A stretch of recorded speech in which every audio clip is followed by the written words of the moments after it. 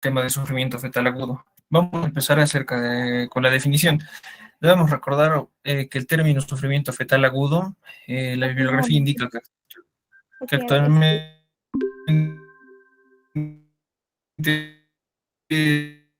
es demasiado amplio. Recomienda lo del término estado fetal no tranquilizante o non-reassuring fetal stress. Esto se define a una hipoxia fetal progresiva o una acidemia secundaria a una oxigenación fetal adecuada, y se utiliza para indicar cambios en los patrones cardíacos fetales, sobre todo esto, movimientos fetales reducidos, restricción del crecimiento intrauterino y presencia de líquido meconial patológico.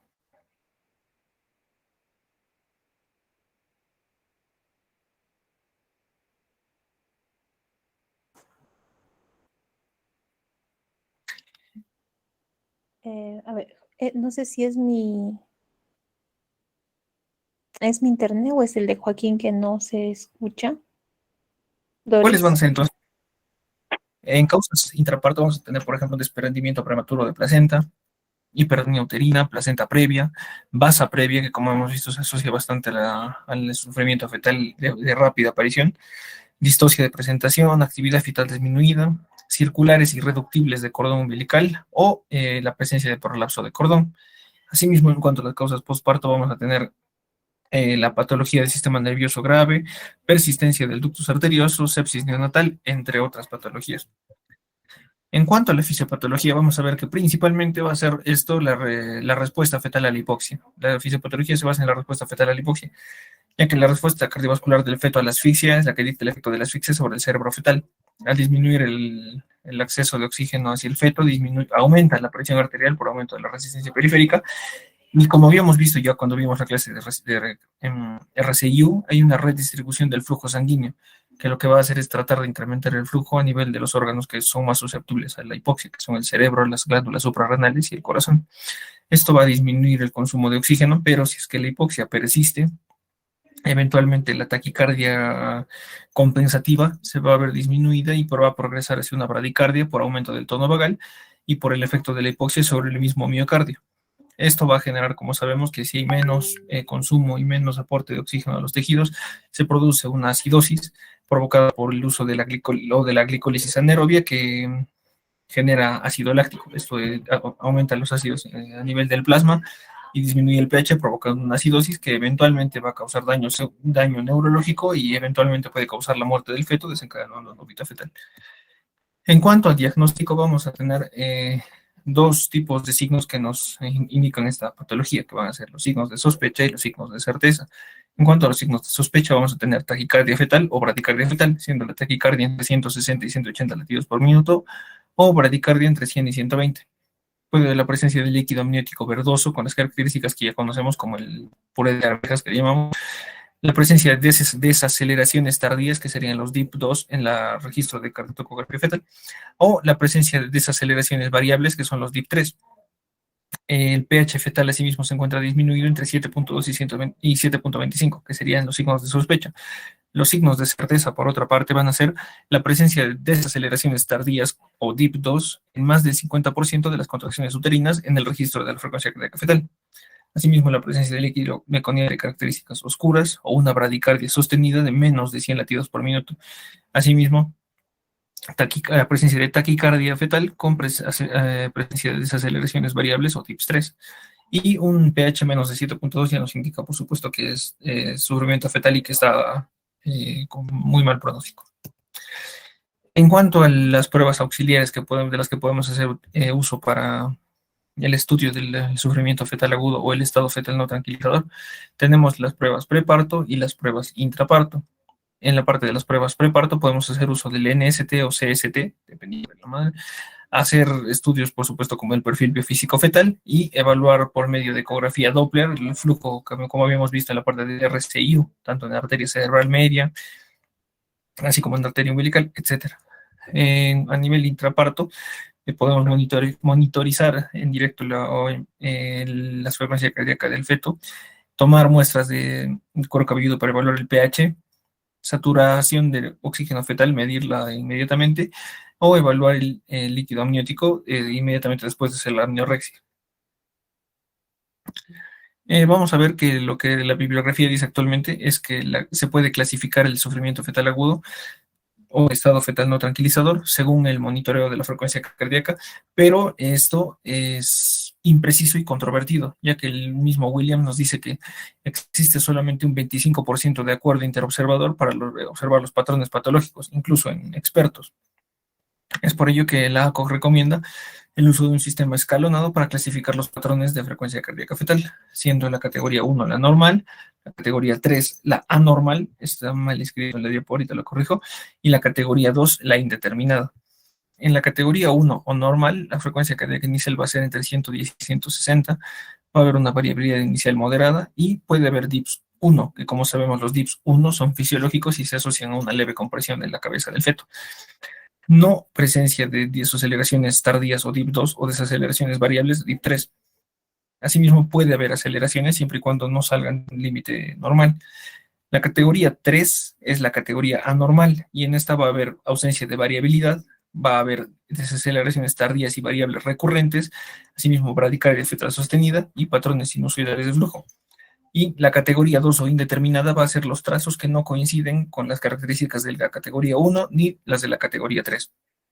Entre estos puede haber taquicardia o bradicardia, puede haber variabilidades marcadas en la línea basal, puede haber ausencia de aceleraciones, puede haber dips 3 recurrentes o desaceleraciones que duren más de 2 minutos y menos de 10 minutos, o desaceleraciones tardías, dips 2, pero que tengan características atípicas que no sean del todo definidas.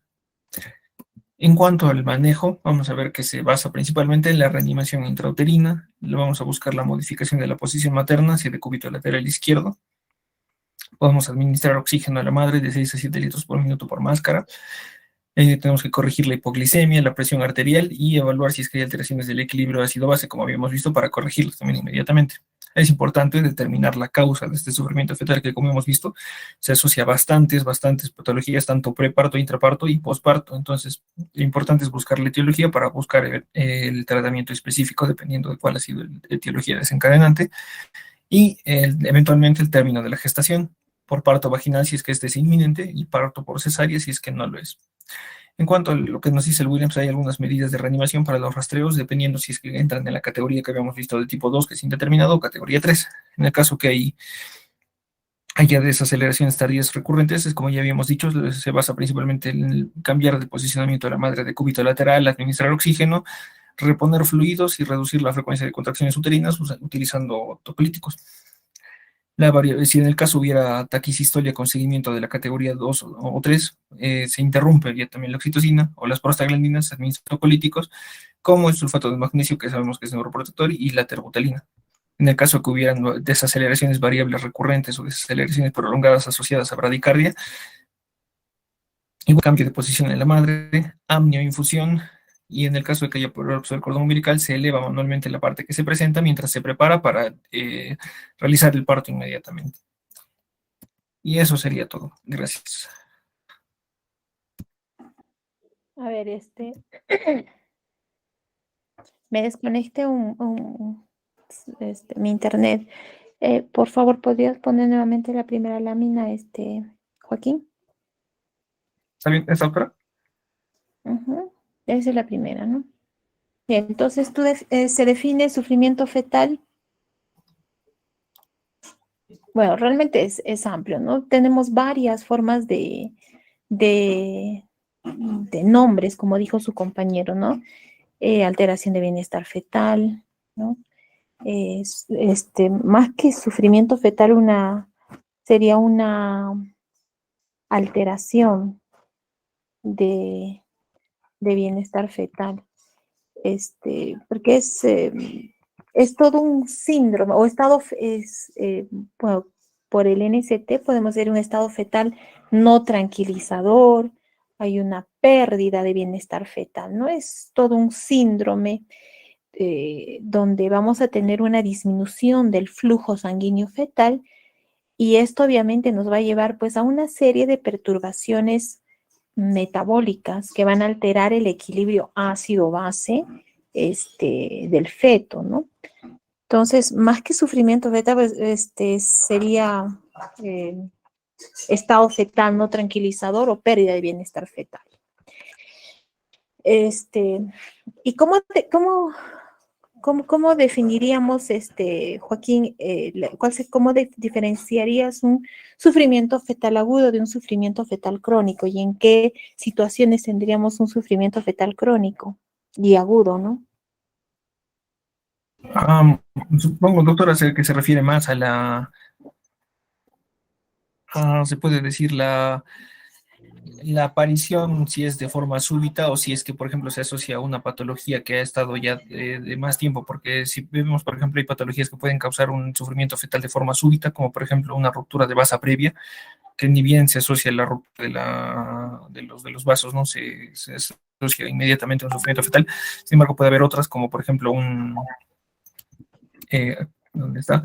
Aquí, por ejemplo, como vemos una gestación post-término en la que el sufrimiento fetal es durante el tiempo que va manteniéndose el feto sin salir del útero. Entonces, pero si es que se refiere a un tiempo en específico, no sé cuál sería la respuesta, doctora. Bueno, un sufrimiento fetal crónico, ¿en qué casos tendríamos? A ver, alguien, ¿en qué casos tendríamos un sufrimiento fetal crónico? ¿Qué situaciones de todas estas, las que nos está presentando su compañero, nos podría llevar a un sufrimiento fetal crónico? Y eso ya lo han hecho, ¿eh? A ver, Jules, ¿qué opinas? ¿Qué causas nos llevarían a un sufrimiento fetal? Jules, ¿está? Jules, ¿qué ha pasado? ¿Se ha retirado?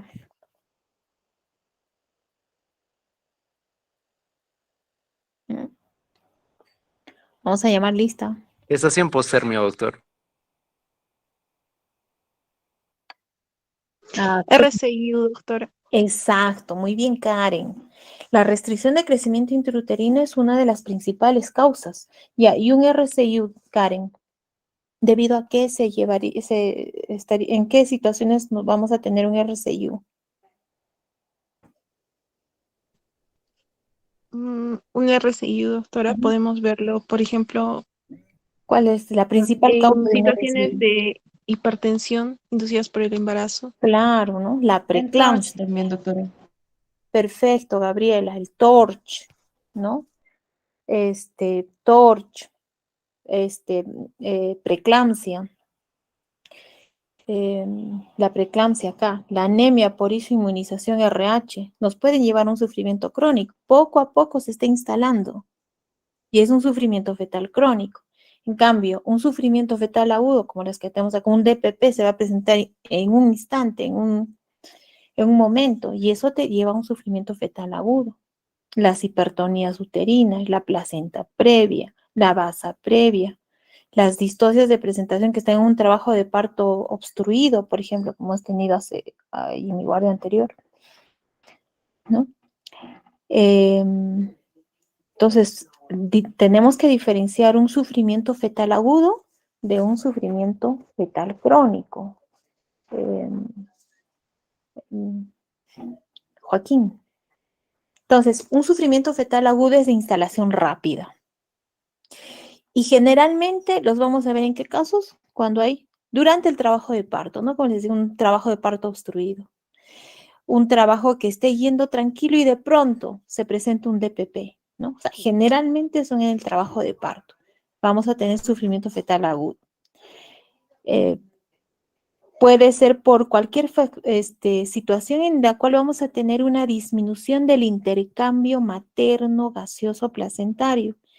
Y esto nos va a llevar a un déficit de aporte de oxígeno insuficiente, llevándonos, pues, por lo tanto, a una alteración del medio interno fetal, ¿no? Y esto es grave, ¿por qué? Porque nos produce alteraciones tisulares irreparables o incluso la muerte del feto, ¿no? La muerte del feto. En cambio, un sufrimiento fetal crónico se va a presentar durante todo el embarazo, como decía Karen, ¿no? El RCIU, y el RCIU provocado por quién? La causa más frecuente, una preeclampsia, ¿no? Una preeclampsia que se ha estado instalando poco a poco, ¿no? No ha habido una buena formación de las oleadas, que hemos visto en las oleadas de la presentación. Entonces, desde ahí ya empieza el sufrimiento, ¿no? Entonces, es crónico durante todo el embarazo. Entonces, esto nos indica que después, debido, se relaciona, así como el sufrimiento fetal agudo se relaciona con el trabajo de parto, el sufrimiento fetal crónico se va a relacionar con una insuficiencia placentaria secundaria a cualquier enfermedad intercurrente, llámese preeclampsia, llámese eh, un TORCH, como decía su compañera, ¿no? Esos embarazos prolongados, ¿no? Hay que averiguar por qué, ¿no? Entonces, esto nos va a llevar pues a un insuficiente que se va instalando poco a poco en forma prolongada, y esto va a causar una insuficiencia de los nutrientes que van a ser necesarios para el desarrollo fetal, ¿no? Entonces, a la larga, eso nos va a producir restricción de crecimiento intrauterino que obviamente nos va a predisponer al sufrimiento fetal crónico, ¿no? Bien, y de todos estos, Juan, Francisco, ¿cuál es la incidencia? ¿Cuál es más frecuente? ¿Sería el sufrimiento fetal agudo o el sufrimiento fetal crónico? Juan Francisco, Sufrimiento, sí, sí, sufrimiento fetal agudo. perdón, el El sufrimiento sufrimiento fetal. A ver qué creen el resto. ¿Cuál sería más frecuente, el agudo o el crónico? ¿Mm? Incidencias no has hablado mucho. A ver, en la anterior. ¿Cuál es la incidencia del sufrimiento fetal?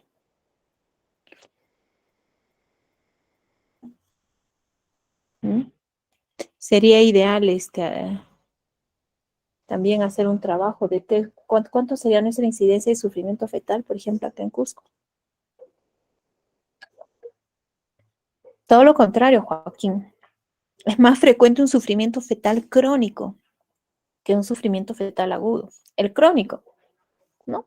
Acuérdate que la preeclampsia es la segunda causa más frecuente de muerte materna.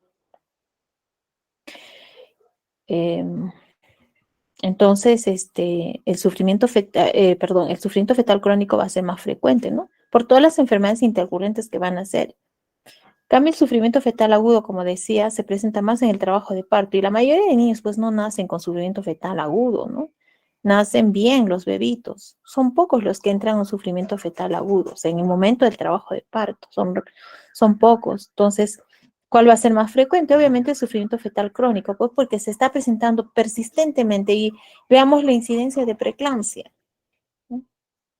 La preeclampsia es alta en nuestro país. Entonces, la incidencia más frecuente pues va a ser obviamente el sufrimiento fetal crónico, hasta un 85 a 90%. El sufrimiento fetal agudo, un 10 a 15%. Pero en general, la incidencia de sufrimiento fetal, tanto agudo como crónico, 15 a 20%, ¿no? O sea, de ese 15 a 20% que se presente de todos los embarazos, que tampoco es alto, ¿no? El crónico es el más frecuente. La mayoría son sufrimientos fetales crónicos, ¿no?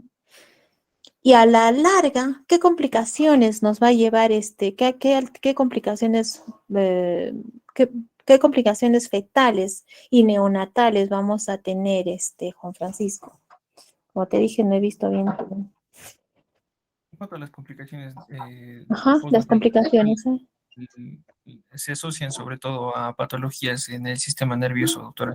Puede haber pacientes que nazcan con encefalopatía hipóxica y eventualmente eso se traduzca a largo plazo en pacientes con parálisis cerebral o con algún tipo de discapacidad del sistema nervioso. Convulsiones, ¿no? A corto plazo, entonces, como se decía, la encefalopatía hipóxico-isquémica, el síndrome respiratorio del recién nacido, la enterocolitis necrotizante, ¿no? Insuficiencia renal. Acuérdense que va a atacar en este caso a los órganos principales, ¿no? Cerebro, corazón, intestinos. Y a largo plazo, retardo mental, parálisis cerebral infantil, convulsiones y epilepsia, ¿no? El sufrimiento a largo plazo, esto nos va a llevar. Entonces, bien, ¿qué más? Ah, Entonces, como les decía, las secuelas neurológicas, pues que se van a llevar, eh, que se van a producir, van a ser por asfixia intraparto, ¿no? Por asfixia intraparto, que nos va a llevar a todas esas complicaciones que hemos dicho, ¿no? Parálisis, cuadriplegias, eh, incluso bajo coeficiente intelectual, ¿no? En los niños, crisis convulsivas, epilepsias, ¿no? Esas van a ser las secuelas. No sé si pusiste, Juan Francisco, cómo es la circulación en la arteria uterina y cómo llega hasta la vena hasta la vena fetal, hasta la arteria Creo que umbilical. no lo he incluido, doctora. ¿Mm? A ver, la arteria uterina en la mamá tiene un PO2 de más o menos 95 a 100 milímetros de mercurio, ¿no? Y un PCO2 de 33 milímetros de mercurio. O sea, tiene mayor cantidad de oxígeno en la arteria uterina, ¿no? Eso es en la madre. Y luego, para pasar a la placenta, ese PO2 de 95 a 100 baja hasta 40 para ir a la placenta, en todo este flujo placentario. Y al feto de 40 milímetros de mercurio va a llegar de una presión de oxígeno a 30, baja 10. O sea, miren, casi la mitad del PO2 materno, que es 95 a 100, y a 100, digamos. A la placenta llega a la mitad, casi 40, 50. De la placenta para ir al feto, o sea, la vena umbilical, acuérdense que pasa por la vena umbilical, sangre arterial, va a pasar un PO2 de más o menos 30 a 35. Y de ahí a la vena, a la arteria umbilical, perdón, pasa la mitad, 15, ¿no? De PO2. Entonces, esa va a ser la circulación que más o menos nosotros vamos a tener en el PO2. Y el CO2, por el contrario, ¿cuánto de CO2 va a pasar de la arteria uterina a la mamá? 33 tiene la mamá. A la placenta va a llegar un PCO2 de 38, aumenta. Al feto llega a 40, a la vena umbilical. Y a la arteria umbilical un PCO2 de 55, ¿no?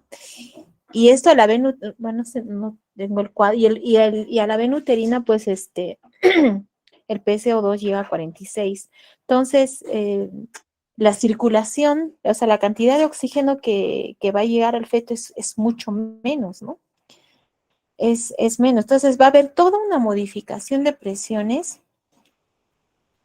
Esto en un estado, tranquilo, ¿no?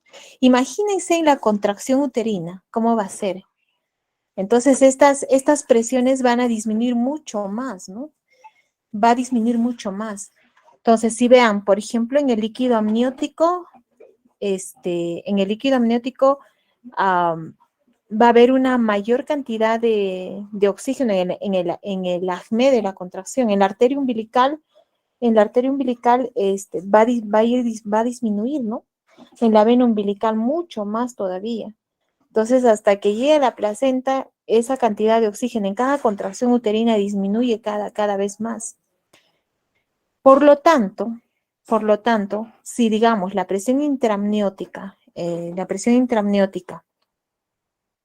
cada contracción uterina va a aumentar hasta 80, se puede llegar a producir hasta un paro circulatorio, ¿ya? Puede producir un paro circulatorio, y esto producido por una contracción uterina normal. Pero para eso, por eso es que cuando ustedes han visto el NST, los test no estresantes, ¿qué pasa con las contracciones uterinas? Tienen un acné y luego baja, tiene un periodo de recuperación, ¿no? Tiene un periodo de recuperación, una contracción normal. ¿Para qué? Para que se pueda recuperar nuevamente el PO2 necesario, se normalice en 2 a 5 minutos, ¿no? Porque en 45 segundos de una contracción, el PO2 cae bárbaramente. Y a los 2 a 5 minutos, que más o menos se presenta la recuperación de la contracción, la presión de oxígeno se vuelve se normaliza, ¿no? Entonces, para esto tiene que haber una reserva placentaria. Tiene que haber una reserva placentaria. Y esta reserva placentaria se dice que dura más o menos un minuto, un minuto a un minuto y medio, ¿no? 60 a 90 segundos. 60 a 90 segundos. Y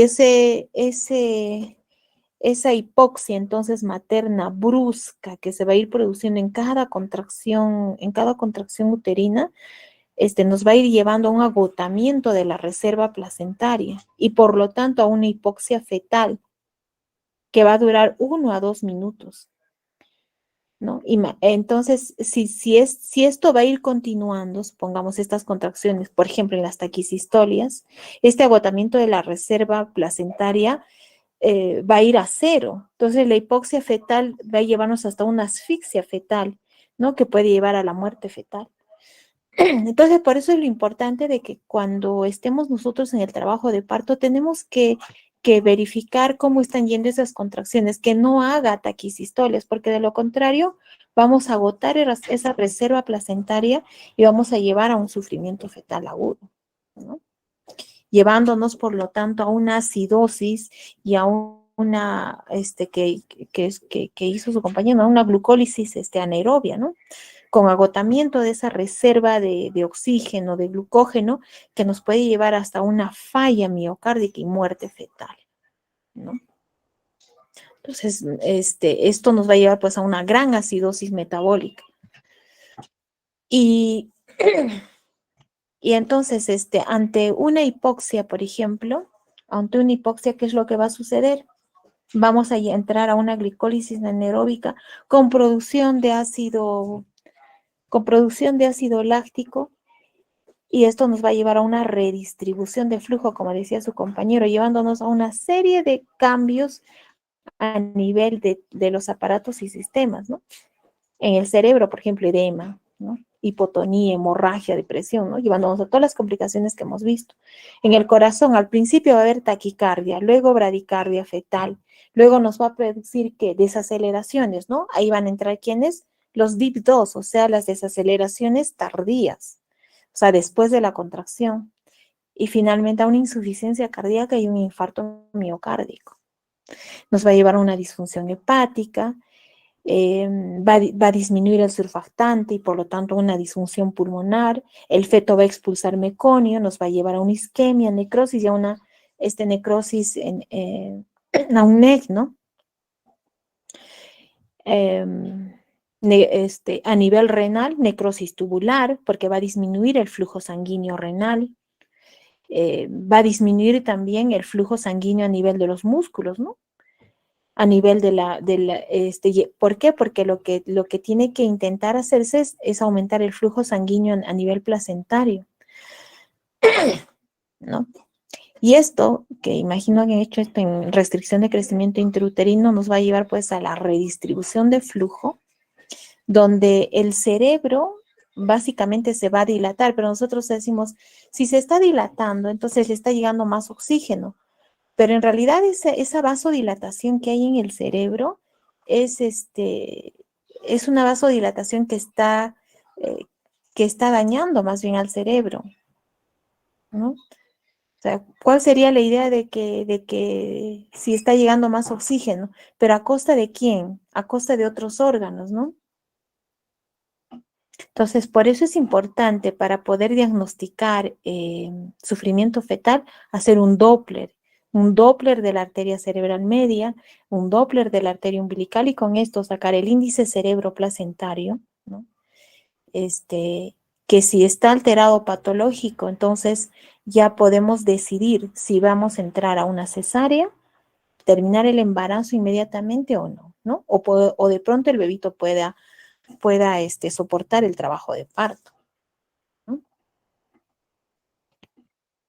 Bien, entonces ya su compañero habló de las causas maternas, causas placentarias que nos va a llevar al sufrimiento fetal. ¿Y cómo hacemos el diagnóstico? A ver, tu lámina, por favor, la lámina donde está el diagnóstico para ver eh,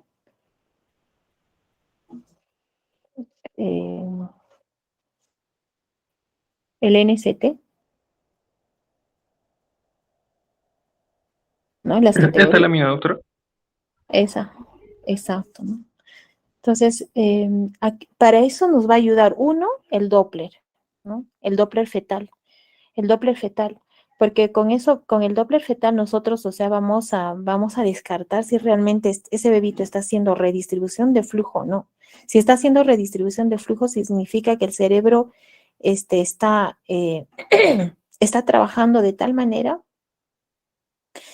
que ya va a afectar y de acá a poco va a haber una alteración de flujo, ¿no? Alteración de flujo. Entonces, uno, eso lo vamos a diagnosticar con el Doppler fetal. Y dos, con el NST, ¿no? Con el test no estresante. El test no estresante, que ya hemos visto también, ¿no? Vamos a poder verificar de acuerdo a las categorías, esto según la COG, ¿no? Categoría 1, 2 o 3, o los DIPs, ¿no? Estos son los DIP, DIP 1, DIP 2 y DIP 3, que también hemos visto ya en las anteriores clases, viendo el perfil biofísico fetal, ¿no?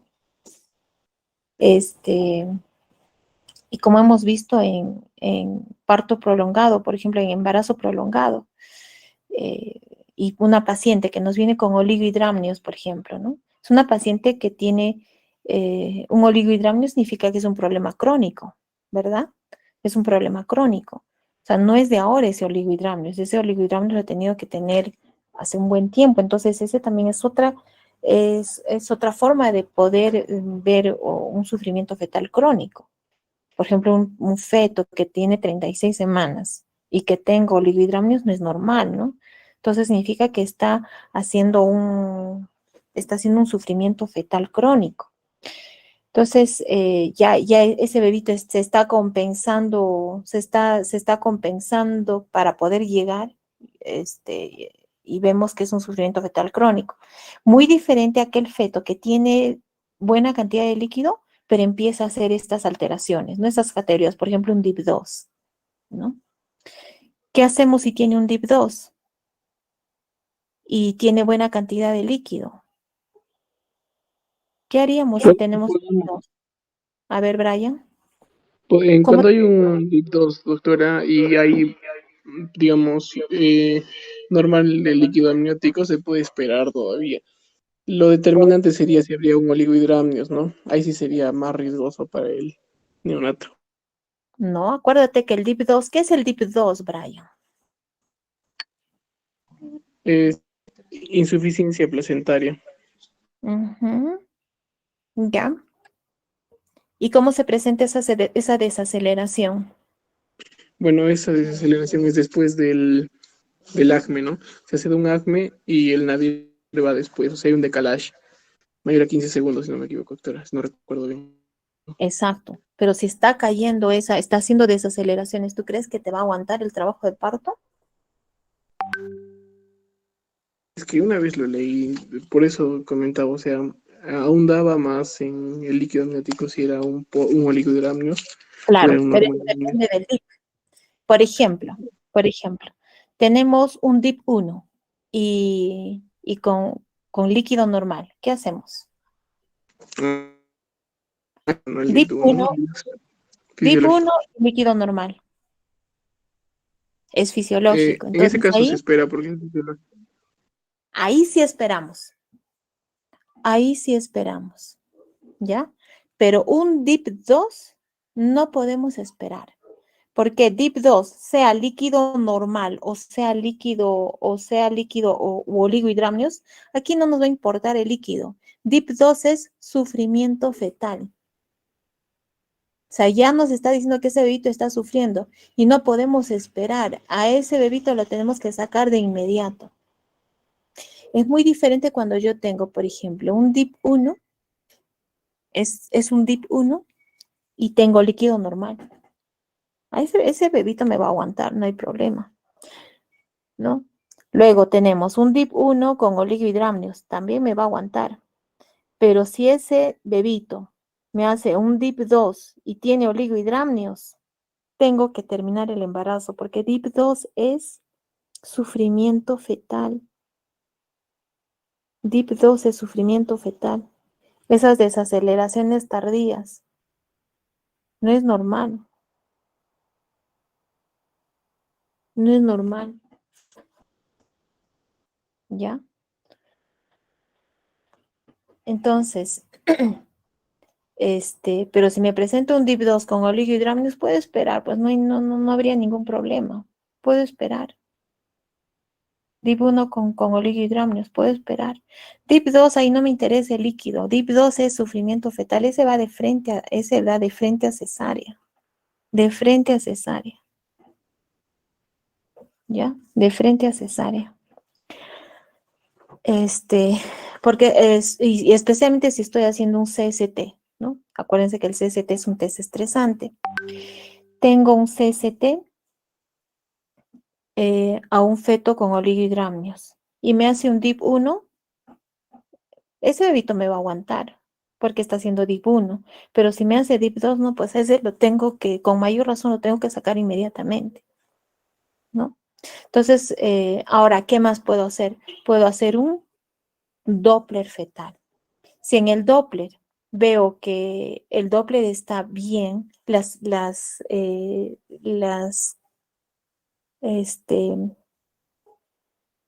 el IP de la arteria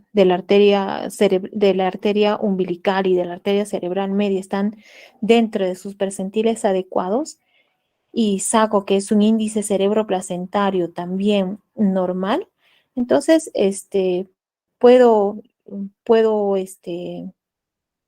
puedo esperar, ¿no? Puedo esperar hasta una semana. Y a la siguiente semana tengo que volver a repetir el Doppler fetal. Si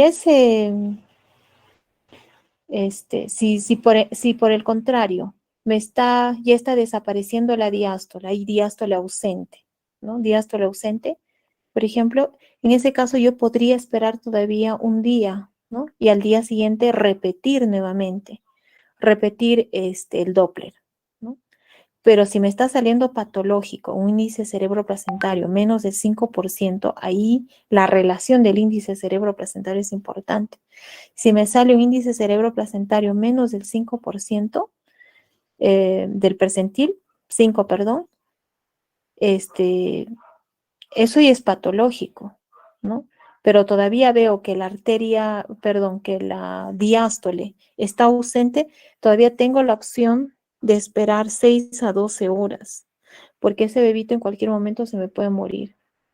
Pero si esa onda es reversa, se va hacia abajo, ese bebito los siguientes minutos se me va a morir. Así que tengo que terminar por cesar inmediatamente ese bebé. No puedo esperar más tiempo.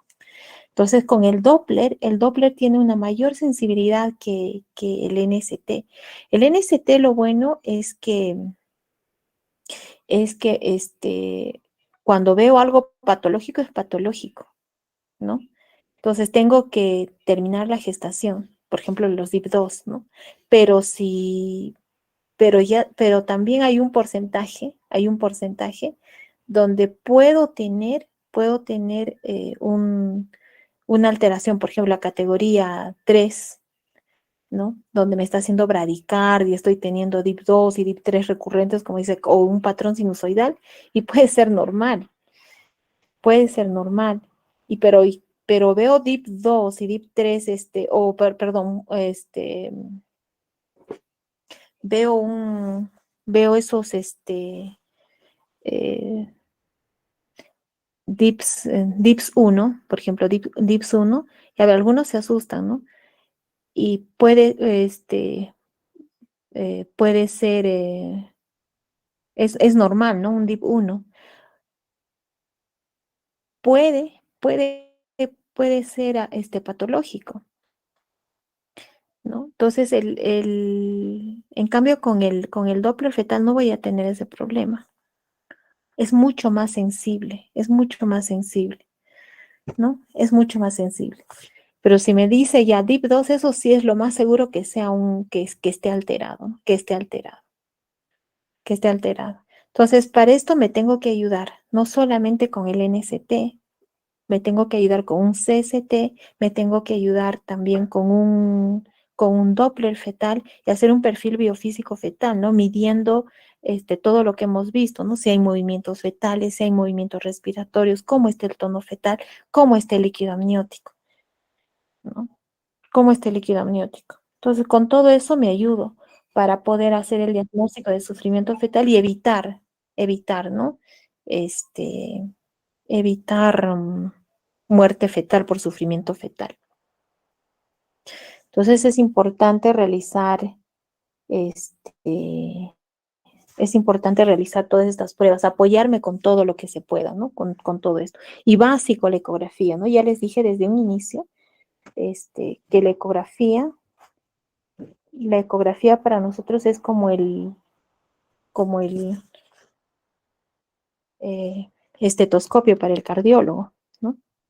Ahora más, si yo veo meconio en el líquido, es un líquido meconiano, pues ya, eso ya definitivamente, si hay meconio, eso ya pues es sufrimiento fetal, ¿no? Tengo que terminar rápido el embarazo. Entonces vamos a tener esos DIPs, DIP 1, DIP 2, DIP 3. DIP 1 son las tempranas, precoces, que coinciden con las contracciones. Las tardías o DIP 2, esas desaceleraciones que vienen después, eso significa hipoxia aguda fetal, sufrimiento fetal agudo y tengo que terminar el embarazo. Las variables son compresiones del cordón umbilical, ¿no? Compresión de cordón umbilical. Entonces, ¿cuáles van a ser mis signos de sospecha de que ese bebito está haciendo sufrimiento fetal? Primero, como decía su compañero, primero una taquicardia fetal que va por encima de 160, 180. Pero la diferencia es que no hay aquí una alteración materna. Por ejemplo, fiebre.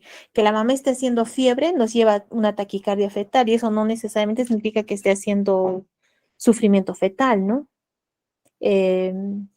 Ahora que tampoco esté bajo efectos de algún medicamento y que dure y que esté por más de 20 minutos, ¿no? Una bradicardia fetal sin otro signo asociado, ¿no? Un líquido meconial, desaceleraciones variables, desaceleraciones tardías, ¿no? Y definitivamente, y un pH fetal que esté en 7.2 y 7.25, ¿no? Por ejemplo. Es un signo de sospecha. En cambio, signo de certeza, ¿qué son? ¿Qué sí o sí son? Esas desaceleraciones tardías que tenga en más del 50% de contracciones, eso sí o sí es sufrimiento fetal agudo. DIP 2, más del 50% de las contracciones, eso sí es un signo de certeza. Entonces, sí o sí tengo que terminar la gestación. Líquido meconial espeso, oscuro, en puré de arveja, ¿no? En fetos, pero no en todo feto. O sea, solamente en fetos que estén en presentación cefálica, porque puede haber un podálico y que esté eliminando meconio, y eso significaría sufrimiento fetal. No, no, es muy diferente. Un podálico, ¿no? Que esté en trabajo de parto, digamos, y esté eliminando meconio, eso no necesariamente significa que sea sufrimiento fetal, ¿no? Entonces me tengo que guiar también ahí haciendo un NST, ¿no? Entonces, líquido meconial, pero en fetos que están en presentación cefálica, ¿no? Bradicardias fetales sostenidas que sean menos de 100 latidos por minuto. Taquicardias fetales con desaceleraciones variables y, lo más importante, un pH menos de 7.2 significa sufrimiento fetal agudo. Eso sí, ¿no? El pH fetal es el que nos hace el diagnóstico de sufrimiento fetal. Ustedes están rotando neonatología, ¿no? Entonces ahí vemos que cuando el pH está menos de 7.2, eso los pediatras o cuando, bueno, en el hospital del seguro, por lo menos cuando tenemos después de un parto, los neonatólogos nos piden que cortemos, que hagamos la ligadura del cordón umbilical, pero y le dejamos un cordón largo. ¿Para qué? Para que ellos puedan tomar el pH fetal, ¿no? Y ver si es que ese bebito ha hecho acidosis fetal o no. Entonces, es importante el pH fetal.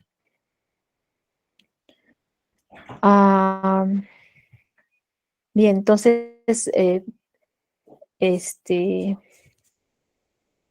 diagnóstico, ver primero movimientos fetales, un NST, un perfil biofísico, el Doppler fetal, ¿no? Y el test estresante, el CST, ¿no? Eso durante el parto. Podemos hacer con estas pruebas, ¿no? Ahora decía su compañero también, intraparto, evaluando el líquido amniótico, ¿no? Bien, entonces todo va a depender de cómo esté nuestro bebito, ¿no? Si es el NST, ahora el NST, ¿cómo lo catalogamos el NST? ¿Cómo hacemos un diagnóstico con un NST? ¿Cómo podemos decir una reactividad cardíaca? ¿Se acuerdan? Eso hemos hecho un cuadrito. Si es reactivo, si no es reactivo o es insatisfactorio, ¿no? ¿Cuándo decimos un bebé reactivo? Que está bien. A ver, Brian. ¿Cuándo decimos que es un feto reactivo con un NST? ¿Qué características tiene que tener ese NST para decir que es un feto reactivo? Doctora, ¿se me escucha, no? Sí, te escucho. Ya, bueno, teníamos que ver primero la frecuencia cardíaca fetal, la cual va de 120 a 160. ¿Ya? ¿Qué más? De ahí tenemos que ver 2 aceleraciones en 20 minutos, que es el registro de cardiotogógrafo. Vemos la variabilidad entre lo que es la frecuencia cardíaca, que debe ir de 10 a 25, y otros hablan de 6 hasta 25 latidos por minuto. Luego, el sistema cardiovascular tiene que estar íntegro, ¿no? Ante estímulos simpáticos con movimientos, etcétera. Y bueno, esos serían los parámetros más importantes para ver Excelente. para que digamos que es reactivo el test no estresante. Ese es un buen estado fetal, ¿no? Un estado tranquilizado. O sea que ese bebito está bien. Muy bien. Karen, ¿y cuándo decimos que es un feto no reactivo con un NST? Doctora, decimos que es un test no reactivo cuando no hay las fases de aceleración en un periodo de 40 minutos y tampoco hay un aumento, un incremento de la frecuencia cardíaca. ¿Qué más? Juan Francisco.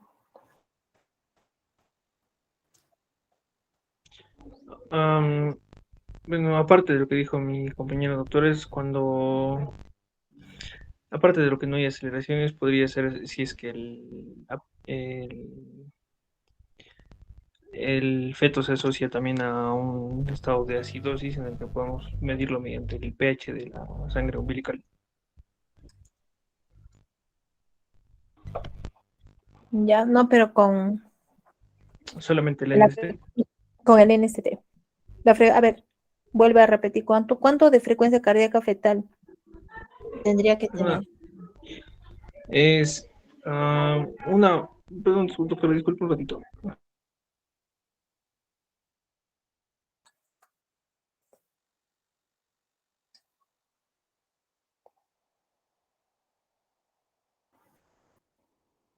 A ver, Joaquín.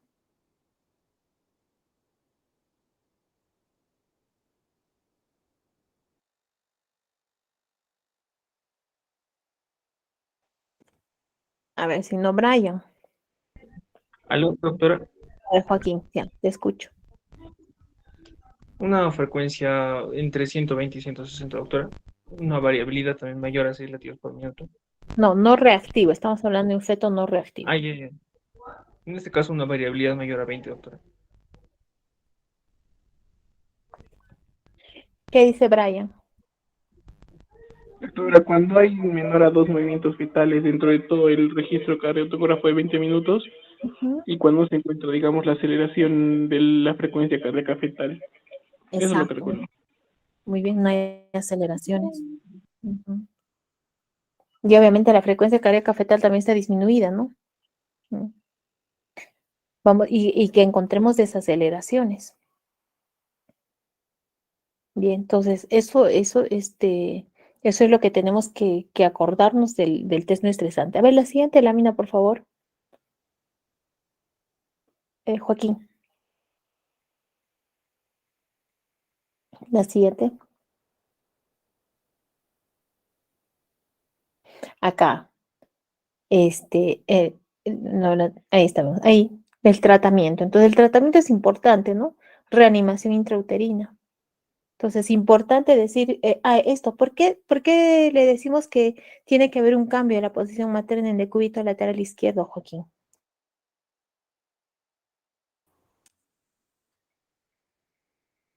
¿Por qué Para que tiene no haya una compresión del, doctora, ¿me escucha? Para que no haya una compresión de los vasos que van a llegar a darle irrigación hacia la placenta y por lo tanto disminuyamos, o no haya una disminución más del aporte de flujo sanguíneo hacia la placenta y el feto, es solamente por la gravedad.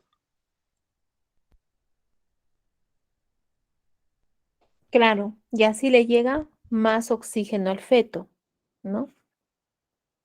Ahora, esto de administrar oxígeno a la madre es relativo, ¿no? Porque si está ya de por sí, digamos, alterada la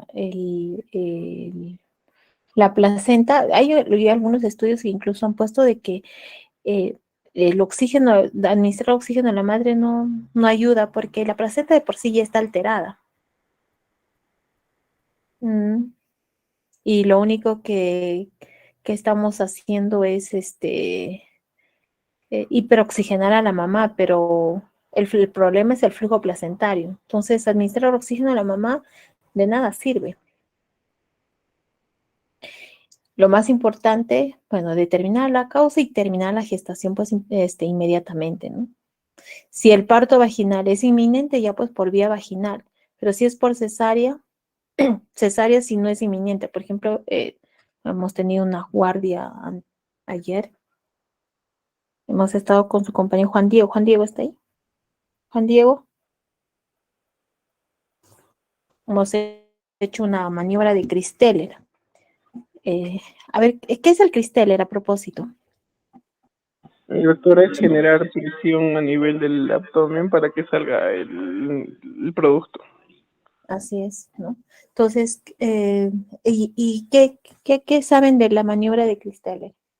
¿Está indicado? ¿No está Ya no se indicado? recomienda su uso, doctora, por las complicaciones que puede causar y porque es dañina para el Está feto. contraindicado, doctor, ese hace mucho También está tiempo. contraindicado, ¿no? Pero lo seguimos haciendo. A veces por la desesperación, sobre todo si es que estamos ya, si el parto es aparentemente inminente, ¿no? Entonces, de preferencia no hacerlo, ¿no? Pero hay maniobras en las que nos podría ayudar. Entonces, para eso hay que evaluar bien al bebito antes, ¿no? Si está haciendo de pronto asinclitismos en el momento del trabajo de parto, si es que la cabeza es importante, por eso también hacer una ecografía anteparto para ver el diámetro biparietal, porque a veces el bebito puede ser pequeño, ¿no? Pero cabezón, un diámetro biparietal por encima de 94 milímetros, por ejemplo, no lo vamos a someter, o por encima de 95 milímetros, no vamos a, no vamos a someter a trabajo de parto, ¿no? Porque ese bebito, si bien es cierto, no es grande, no es macrosómico, pero la cabeza está grande, hay una desproporción cefalopélvica, entonces obviamente que eso no va a salir, ¿no? Evaluar bien también el canal del parto, ¿no? Si va a salir o no. Entonces, nos podríamos ayudar con la maniobra de Cristeller, pero sin insistir mucho. De pronto nos ayuda un poco hacer un tanto la maniobra, ¿no? Pero si a pesar de eso estamos que insistimos y terminamos sacando al bebé como sea, el bebito va a salir mal, pues no como la guardia que me sucedió ayer, ¿no? Hemos hecho Cristeller, pero el bebito no salía. Cuando terminamos en cesárea, el bebito estaba ya con meconio, ¿no?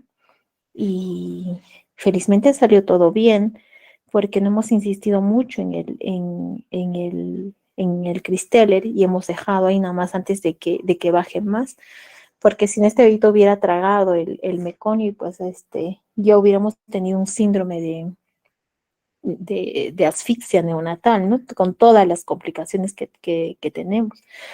A pesar de que el bebito durante el trabajo de parto no ha tenido esas aceleraciones, el NST ha estado perfecto, 9/10, la frecuencia cardíaca fetal, incluso en el momento del expulsivo, ha estado bien. Entonces, lo importante de todo esto es, en nuestro partograma, ver, ¿no? Que no se salga de la línea del parto. Un trabajo de parto, un expulsivo prolongado de más de 30 minutos ya no es factible, pues ese bebito tiene que salir sí o sí por cesárea, ya no insistir más, ¿no? Ya no insistir más. Entonces, para eso nos ayuda nuestro partograma, si está yendo bien o no durante todo el trabajo de parto, sobre todo esos expulsivos, ¿no? Si son expulsivos prolongados, obviamente que ya no, pues, ¿no? Ya no insistir en un Clisteller, ¿no? El Clisteller está cada vez más y más contraindicado. Pero lo malo también con todo esto que está sucediendo, que las cesáreas están incrementándose, y es una epidemia las cesáreas. Le hice ver a su compañero hace poco, todo el libro prácticamente es rojo, porque se está incrementando las cesáreas por todo, este, eh, y es una epidemia, ¿no? Y con todas las complicaciones que vamos a tener, placenta previa, cretismo placentario, ¿no? Bien, ahora acá decía su compañero prolapso de cordón umbilical. Un prolapso de cordón umbilical, eso es cesárea inmediata, porque un prolapso de cordón umbilical, se va a morir ese bebito. Procúbitos de cordón, esos cordones que están por delante de la presentación, ¿no? El prolapso de cordón con membranas rotas, procúbito con membranas íntegras. Entonces se rompe la membrana y se hace un prolapso de cordón umbilical. Ese bebito se va a morir rápido. Entonces, ¿qué hay que hacer? Este, Cesárea, eso es cesárea de emergencia. O sea, no, ese bebito no puede salir por parto vaginal, por ejemplo, ¿no? Ese bebito tiene que salir por cesárea. Prolapso de cordón es cesárea. Procúbito de cordón es cesárea. Ese bebito se mueve rápido, ¿no? Las taquisistolias, ¿qué podemos hacer?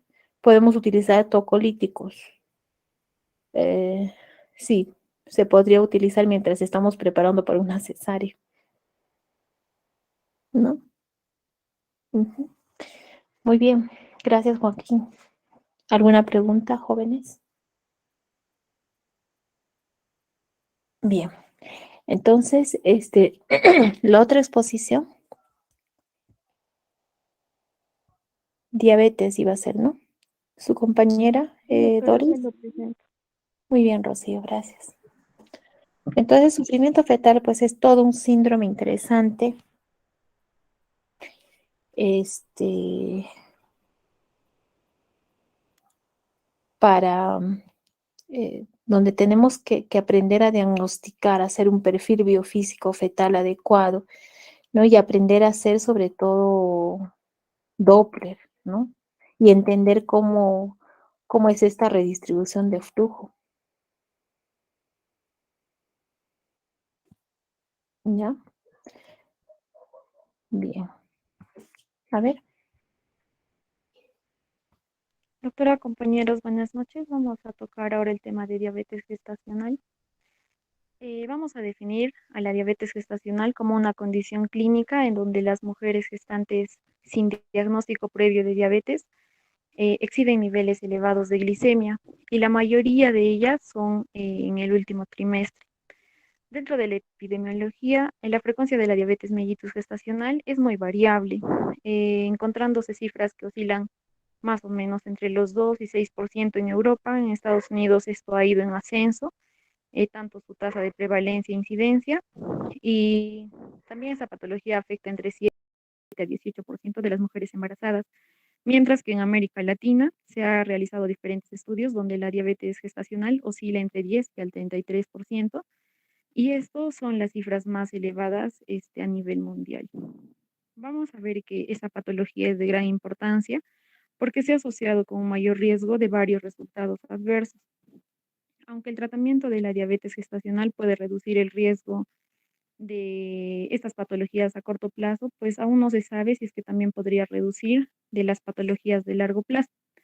Entonces, ¿qué patologías se pueden presentar a corto plazo? Tenemos la preeclampsia, macrosomía o feto grande para la edad gestacional, con riesgos que conlleva, el polidramnios, muerte intraútero, que esto está relacionado con el mal control glicémico, entre las 36 y 42 semanas, la morbilidad neonatal, esto mayormente se presenta hipoglicemia, la hiperbilirrubinemia, hipocalcemia, hipomagnesemia, la policitemia también, el distrés respiratorio y cardiomiopatía. También hay las organomegalias, que puede ser hepato o cardiomegalia, y los pacientes con hiperglicemia durante la organogénesis tienen un riesgo alto de aborto y también de anomalías congénitas. Los efectos a largo plazo: aumenta el desarrollo de diabetes mellitus tipo 2 y enfermedad cardiovascular, y su descendencia tiene mayor riesgo de obesidad, también intolerancia a la glucosa y síndrome metabólico. Entonces hay que tener bastante claro los factores de riesgo porque estos nos van a ayudarnos después para el diagnóstico. Vamos a tener acá a los mayores de 35 años, a la obesidad, cuando su índice de masa corporal es mayor de 30, pero en las mujeres asiáticas va a ser mayor a 27,5 kilogramos por metro cuadrado. Si es que ya tenía antecedentes de diabetes gestacional o alteraciones del metabolismo de la glucosa, en la cual podemos ver si tiene acantosis nigricans o el síndrome de ovario poliquístico. También si sospechamos de diabetes gestacional, previa no diagnosticada, esto con el peso del recién nacido que sea mayor a 4 kilos. O si es que ha tenido familiares de primer grado que tengan diabetes mellitus. Y las etnias que presentan mayor riesgo son las de sudeste asiático, latinas y las norteafricanas. Antes de que pases la anterior, por favor. La anterior lámina, Rocío. Las etnias, esto es importante, miren.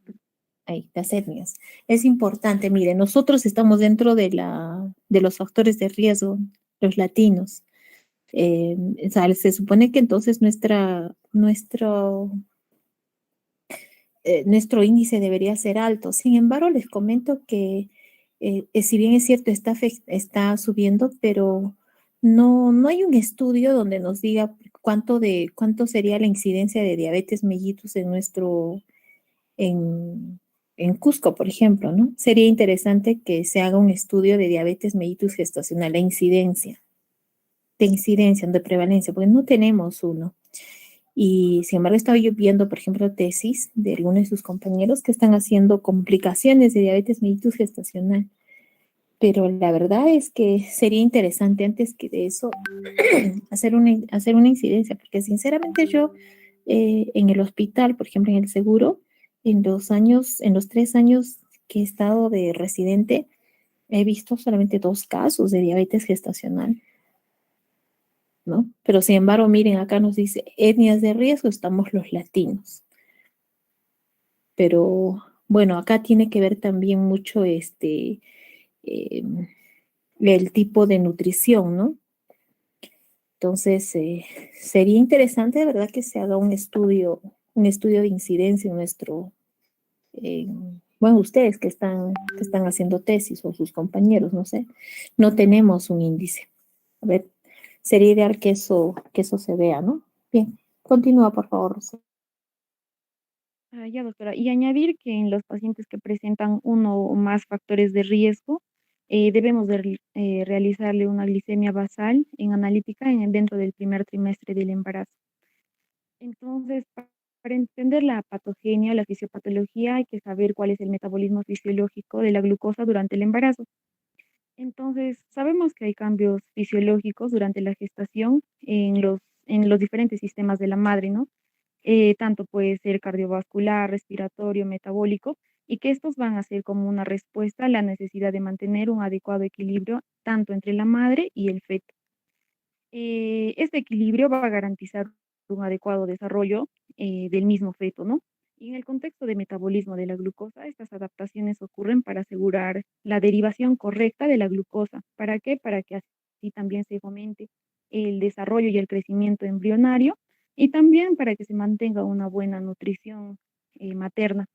Entonces, en este equilibrio de la regulación de la glucosa es fundamental para la relación de la salud materno-fetal, y esto en los 3 trimestres del embarazo.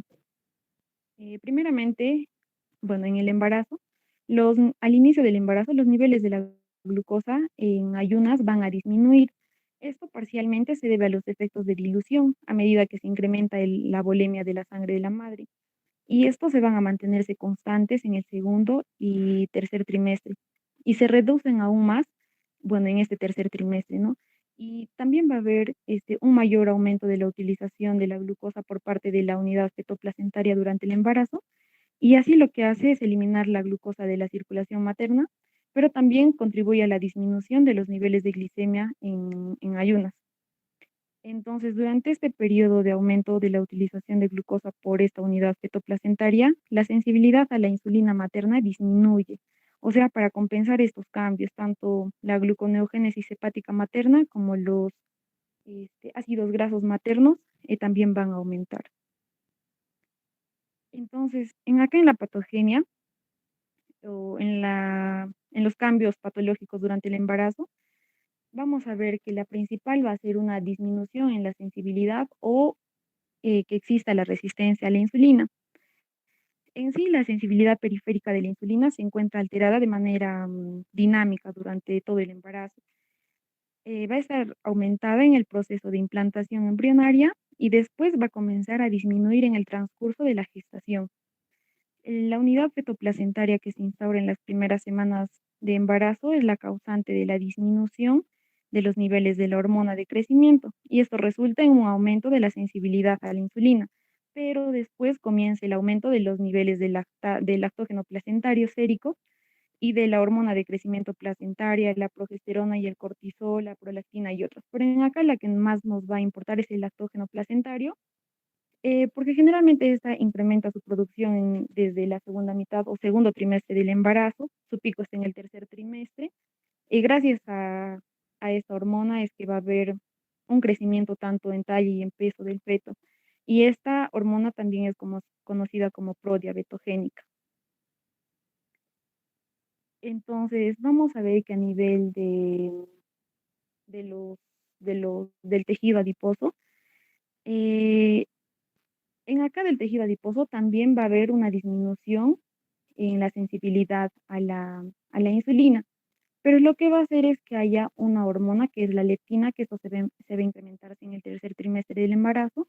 Lo que hace esto es que se suelten los ácidos grasos, porque si la glucosa es como que estaría siendo chupada por el feto porque necesita, es como que la madre también empieza a producir o empieza mediante esta leptina a tener un poco más de hambre y que también el vaciamiento gástrico sea más rápido. A nivel del hígado, también los receptores son resistentes a la insulina, pero haciendo una compensación, lo que va a hacer es una mayor gluconeogénesis. Entonces, posterior a esto, vamos a ver que los islotes de Langerhans van a hacer que haya una proliferación o una hiperplasia de las células beta y estas produzcan mayor cantidad de insulina. Entonces, como consecuencia de esta disminución en la sensibilidad a la insulina, la producción de dicha hormona por parte de la célula beta pancreática aumenta a medida que progrese el embarazo, para así mantener una adecuada nutrición fetal y materna.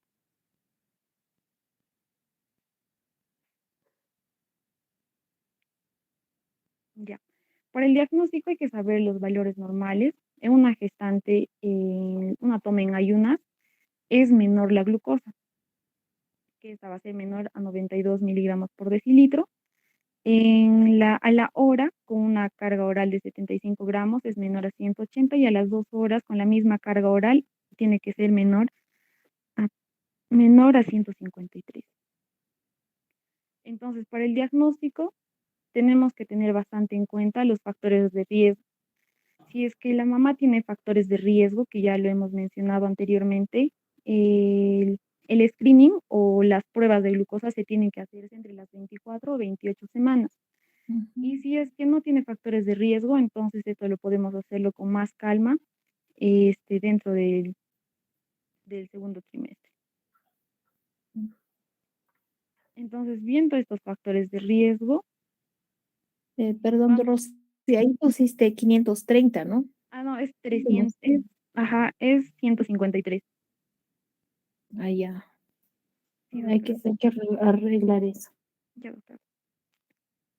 Entonces, hay que tener en cuenta para el diagnóstico los factores de riesgo. Si son positivos dentro de las 24 o 28 semanas y si es que son negativos dentro del primer trimestre. Para esto vamos a tener el diagnóstico de un solo paso o es que de los dos pasos, en la cual acá está el test de O'Sullivan.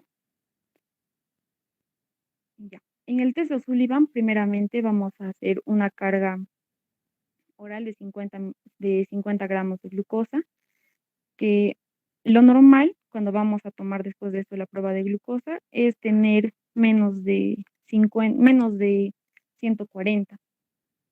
Si es que encontramos de entre 100, bueno, si encontramos menos de 140 es porque es una paciente en un estado normal. Si encontramos más de 200, pues a ella ya le podemos catalogarle como una paciente que ya tiene una diabetes mellitus gestacional. Y si encontramos en el intervalo de 140 a 199, vamos a repetir o vamos a pasar al segundo paso, en la cual es una prueba de tolerancia oral a la glucosa, pero acá vamos a cargar con 100 miligramos.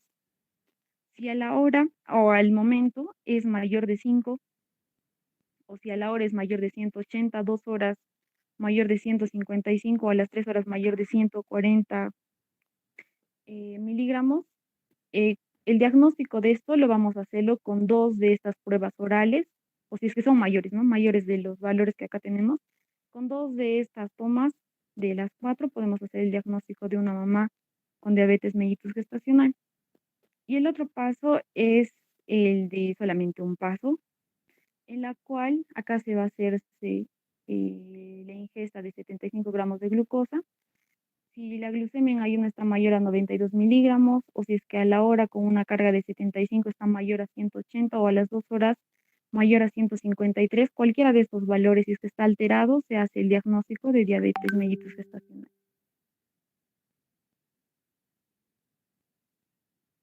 Y para el tratamiento, ahí no están las complicaciones. Ya. Y para el tratamiento, primeramente indicar realizar un plan nutricional en la cual le demos chance a la mamá con una dieta y con un ejercicio físico. Esta dieta va a ser dependiendo de las calorías diarias de requerimiento y eso va a depender mucho al índice de masa corporal que va a tener la mamá. Si es que es de bajo peso, su requerimiento sería de 35 kilocalorías por día. Si es que tiene un peso normal de 25 a 30, si es que tiene sobrepeso de 25, si es que es una obesidad menor a 20 kilocalorías. Y esto lo podemos complementarlo con el ejercicio físico, que consta en ejercicios aeróbicos moderados, en la cual le podemos decirle a la mamá para que pueda caminar media hora antes de comer, por ejemplo, y en caso de que no le pueda hacerlo esto, entonces le sugerimos que haga movimientos tanto de extremidades superiores e inferiores. Si es que esto no se dé más o menos a los 10 o a los 15 días, tendríamos que pasar a un plan farmacológico en la cual la elección es la insulina regular o la NPH, que este, mm, estos son insulinas de acción larga, pero también se ha probado con la Lispro y el Aspar, que también son bastante eficaces. En la insulina R o el NPH, la dosis es de 0,2 unidades internacionales por kilogramo día.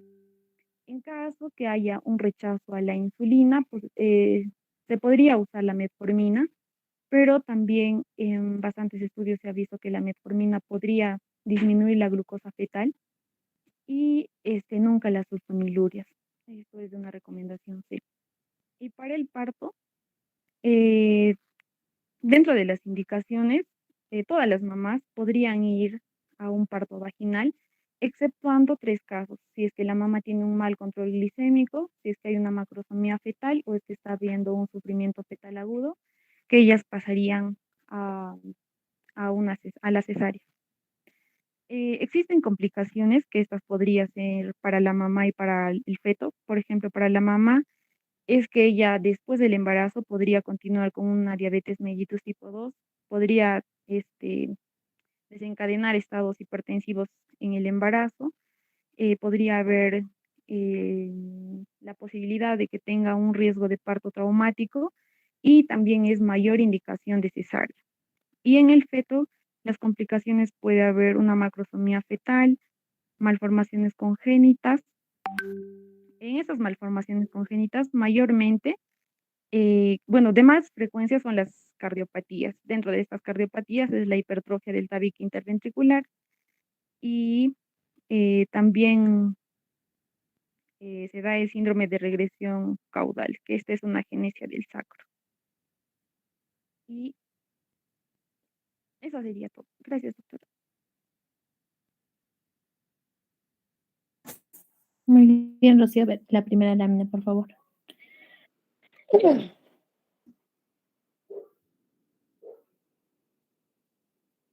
Bien, entonces, igual como hemos visto cuando hicimos esta hipertensión, tenemos que definir también la diabetes gestacional y la diabetes crónica, ¿no? La diabetes gestacional se va a diagnosticar, por lo tanto, Rocío, en que es muy diferente, ¿no? La paciente que ya tiene diabetes crónica, ya es una paciente diabética pregestacional, a una paciente que solamente hace diabetes en la gestación. ¿En qué semana? En la semana 24 a 28, doctor. Muy bien, ¿tú? Entonces, entre las 24 y 28 semanas, si nosotros diagnosticamos en ese periodo, significa que ha hecho diabetes gestacional. Y esta diabetes, terminando la gestación, ¿qué sucede?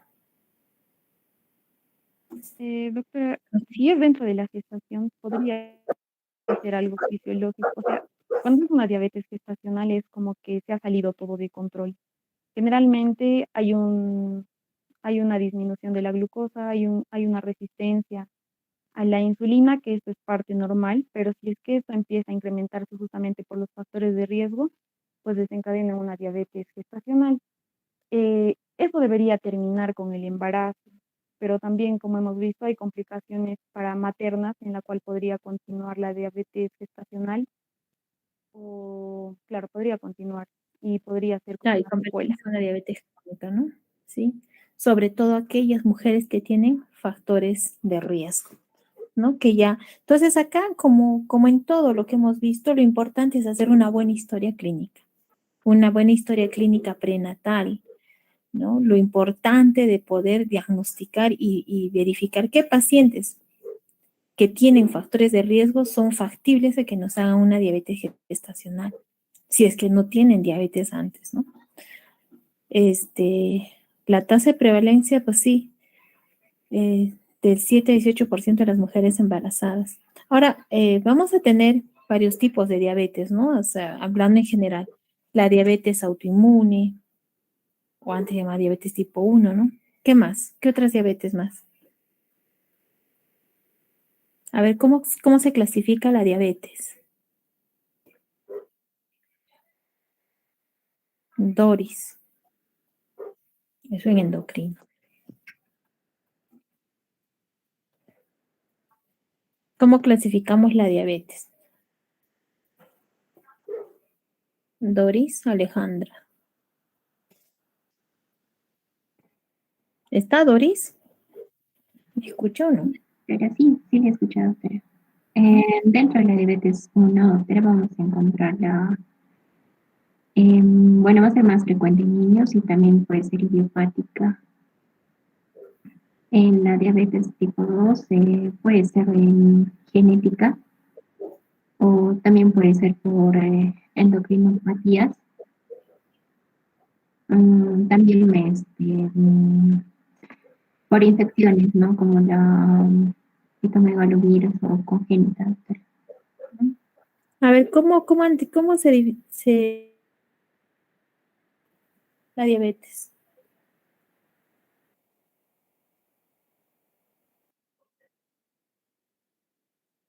¿Lámina? No,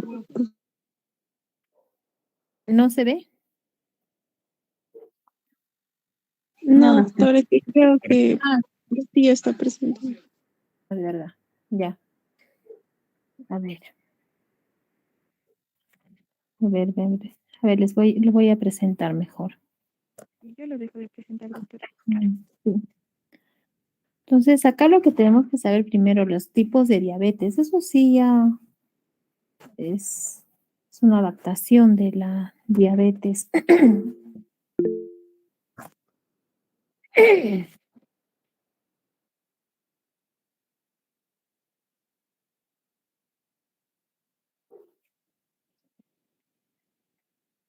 Ya, ahora sí se ve. Sí, doctora. Sí, doctor. ¿Qué pasa? Ya.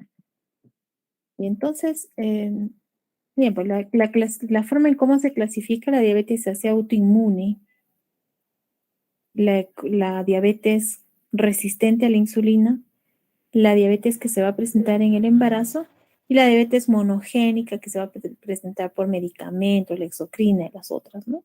Entonces, la autoinmune llamada también tipo 1, o la otra es la diabetes tipo 2 o la diabetes gestacional y la diabetes de otras causas, ¿no? Y la forma como se clasifica en esta diabetes.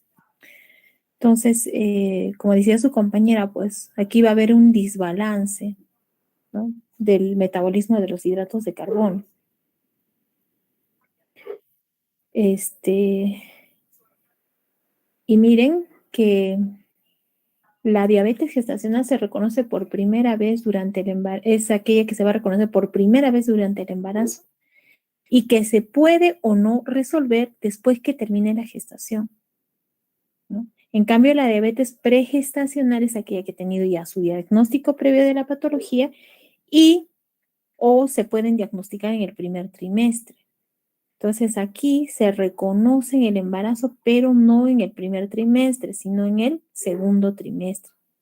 Entonces, ¿qué es lo que va a suceder? Acá va a haber un desequilibrio entre la secreción y la sensibilidad a la insulina, ¿no? ¿Se acuerdan de los GLUT? Les dije cuando hemos entrado las primeras veces cuando hicimos clases, ¿no? Vamos a tener 4 tipos de GLUT que nos van a dar la señalización de la insulina. El GLUT1, que va a estar en los glóbulos rojos, en las neuronas. GLUT2, células beta del páncreas, riñón, intestino. GLUT3, en todos los tejidos. Y el GLUT4, que está en el tejido adiposo, en el músculo, es el que depende de la insulina. Este GLUT4, ¿no? Este GLUT4 es el que va a transportar a la insulina. Entonces, una alteración de este transportador que se va a ver en la gestación, solo en la gestación. ¿Por qué? Por lo que decía su compañera, ¿no? Va a haber un incremento de la leptina. Por eso la gestante, ¿qué sucede en la gestante? Come y todo su metabolismo que ha estado que ha estado consumiendo durante el día, en la noche, todo ese metabolismo que ella ha consumido durante todo el día, se va a ir al feto. Por eso al día siguiente la mamá amanece de hambre, ¿no? Amanece de hambre. ¿Por qué? Porque quien está consumido durante toda la noche es el bebito. Responsable de llevar la glucosa, el transportador, ¿no? De la glucosa al feto. ¿Quién es? El GLUT4. Este va a incrementar. Este es el que va a estar en el embarazo. El GLUT4. ¿Ya? Entonces hemos visto las adaptaciones metabólicas que van a suceder en la gestación, ¿no? Entonces vamos a tener 2 fases, una fase anabólica y una fase catabólica. Una fase anabólica donde hay una lipogénesis, aumento de peso materno, y a la vez va a haber una fase catabólica, donde va a haber una movilización de las reservas. ¿Por qué? Porque todo esto, gracias al GLUT4, se va a ir al crecimiento del feto, ¿no? Se va a ir hacia el crecimiento del feto. Entonces, vean, en un embarazo normal, ¿no? ¿Qué va a suceder? Antes de la gestación, vean acá, antes de la gestación, sí, sí. Ahí. Entonces, antes de la gestación, miren, aquí hay una compensación hiperplásica de las células beta. ¿Ya? De modo que esta va a ser la concentración en la sangre. Va a haber una adecuada sensibilidad a la insulina. Esto normalmente sucede.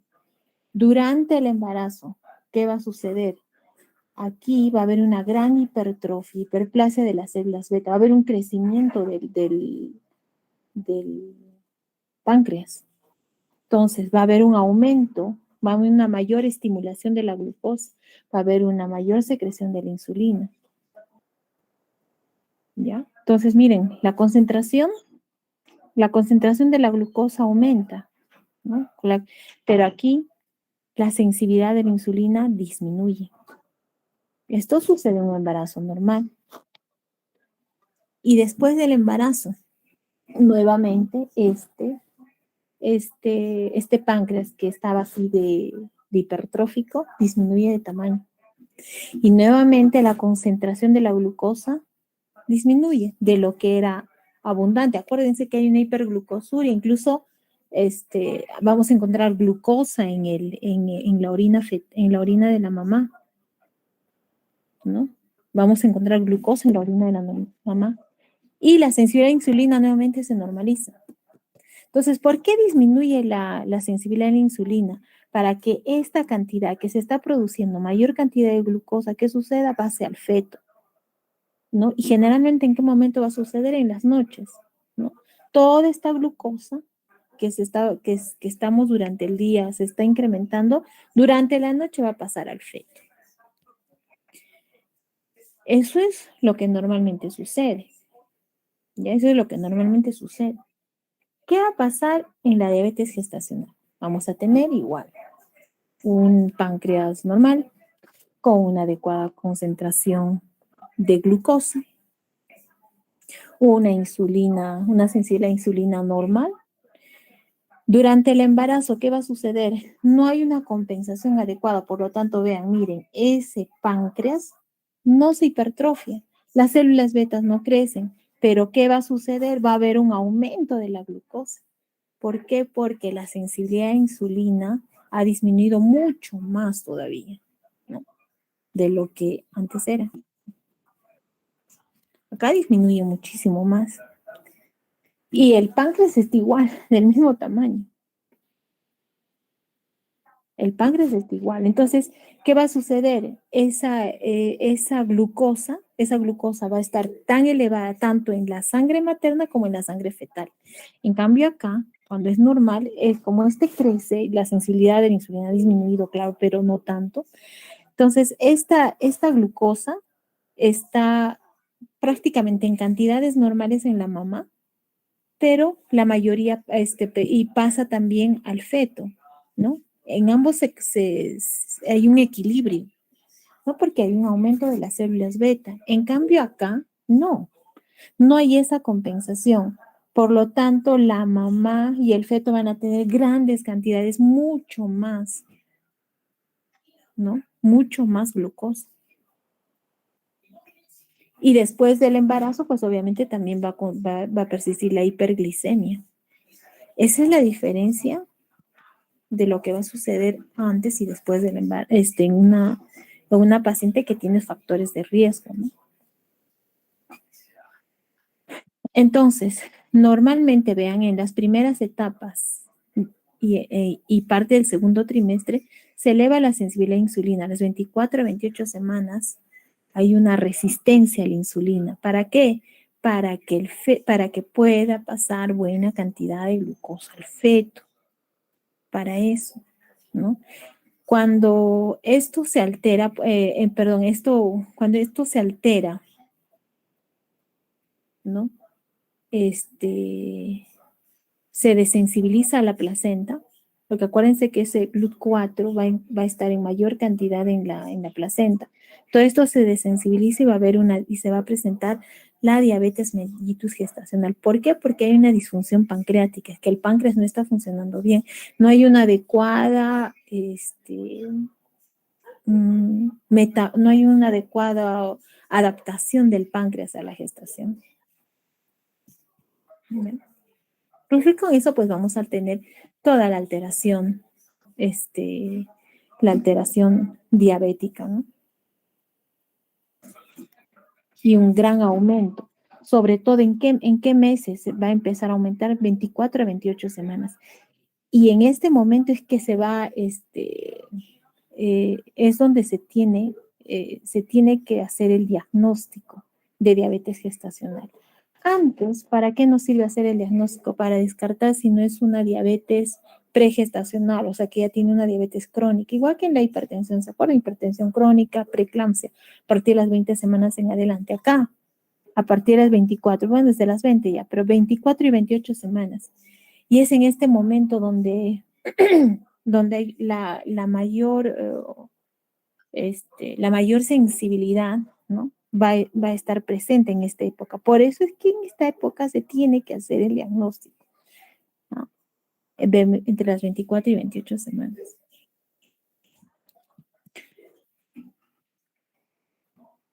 Entonces, hemos dicho, en el primer trimestre normalmente va a haber primero una fase anabólica donde la glucosa materna está disminuida, la necesidad de la insulina está disminuida, la sensibilidad a la insulina está aumentada. Esto nos va a favorecer la lipogénesis, formación de tejido graso, ¿no? Y almacenamiento de la glucosa en el tejido adiposo. Por eso es que la mamá aumenta de peso. Luego viene en el segundo y tercer trimestre la fase catabólica. En esta fase catabólica va a haber una gran movilización de estas reservas que en la fase anabólica había sucedido, o sea, en el primer trimestre. Todo está, se ha formado el tejido graso, ¿no? En la gestante, y ha aumentado de peso la mamá. Entonces se mueve todas esas reservas. ¿Para qué? Para que vayan al feto. Aumento de la glucosa en la sangre materna y por lo tanto va a haber una mayor necesidad de la insulina. Pero para esto van a haber unas hormonas contrarreguladoras, vean, ¿no? Que van a hacer que disminuya la sensibilidad a la insulina y eleve la glucosa para que vaya un mayor transporte al crecimiento del feto. Entonces, con todo esto, vean, vamos a tener ya cuando pasa el feto, la glucosa, va a haber un mayor crecimiento fetal. Vean cuáles van a ser las hormonas contrarreguladoras: la lactógeno placentaria, la progesterona, la hormona placentaria de crecimiento, la prolactina, el cortisol y la leptina, ¿no?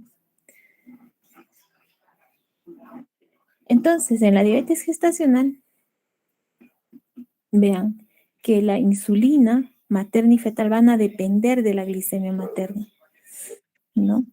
El crecimiento fetal, sin embargo, acá el crecimiento fetal no va a depender de la hormona de crecimiento, sino de la insulinemia. ¿Por qué? Porque la insulina es la hormona anabólica del feto.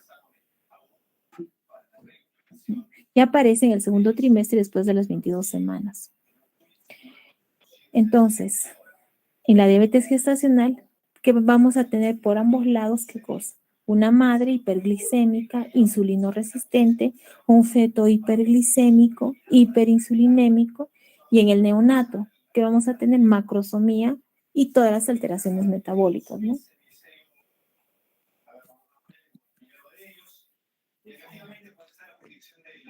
Entonces, obviamente, esto nos va a llevar a un aumento excesivo del tamaño de una macrosomía fetal, alteraciones cardiovasculares, como decía su compañera, y malformaciones, ¿no?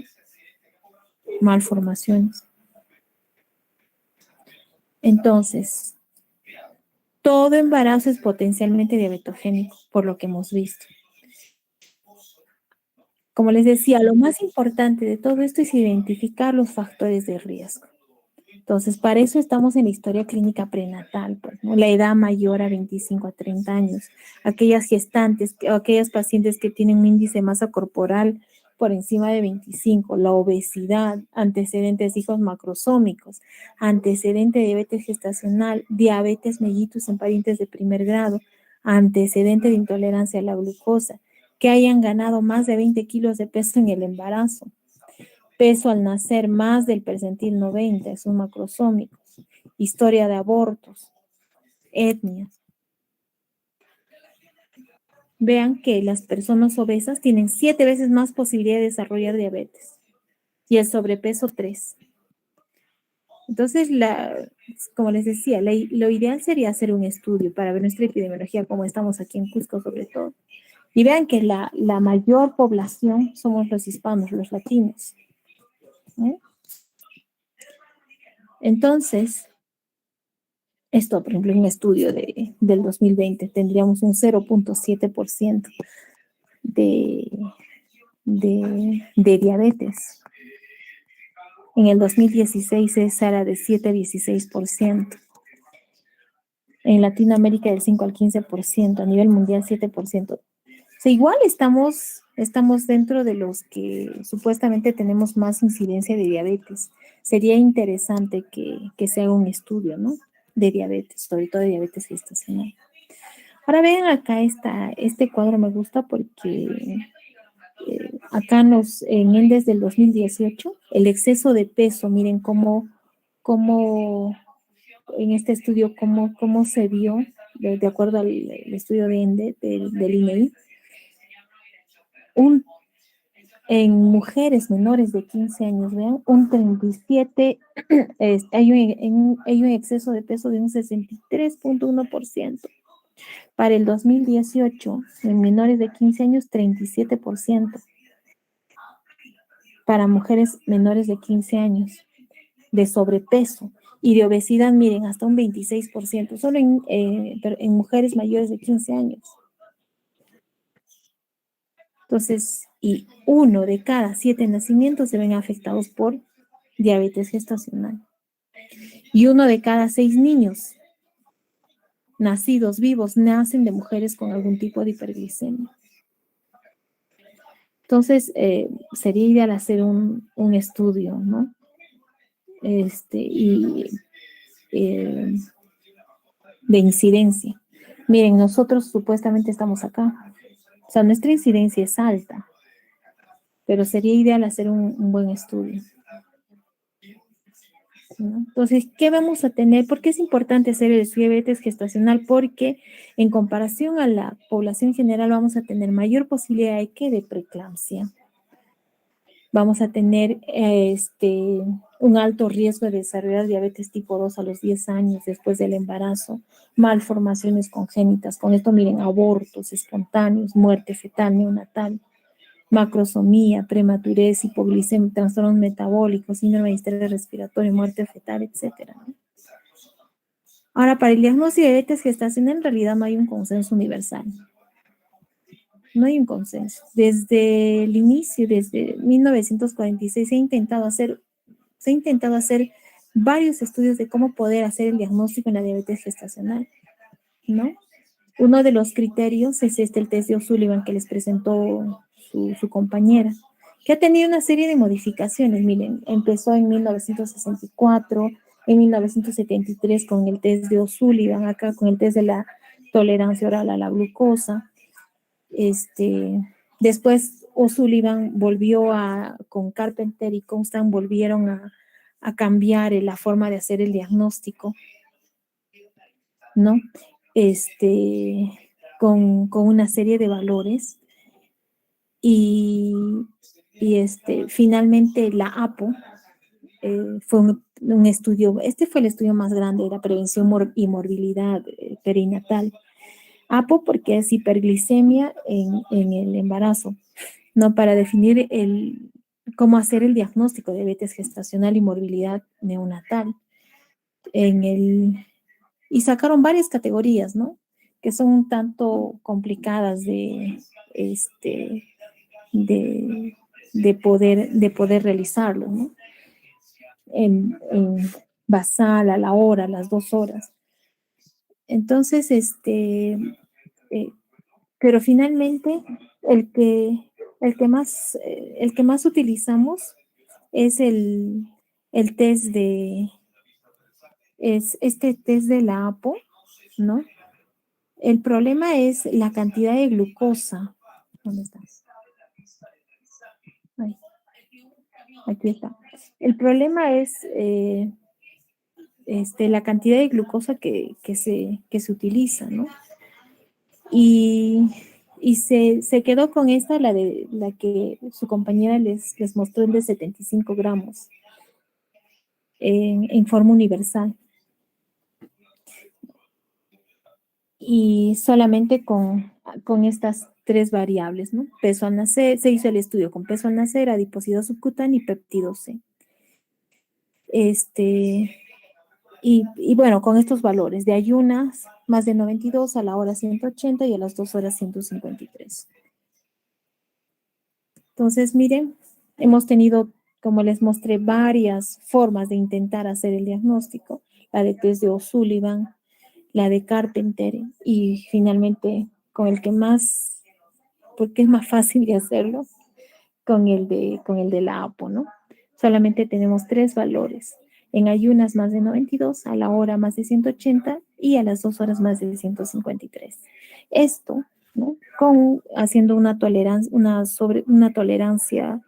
de 75 gramos de glucosa. Ahora, ¿en qué momento? ¿En qué momento hacer el test de tolerancia oral a la glucosa? Tan pronto como sea posible, ¿no? Entonces, miren, se han hecho una serie de recomendaciones para hacer el diagnóstico y se debe hacer en toda gestante entre las 24 y 28 semanas con una sobrecarga de 75 gramos de glucosa.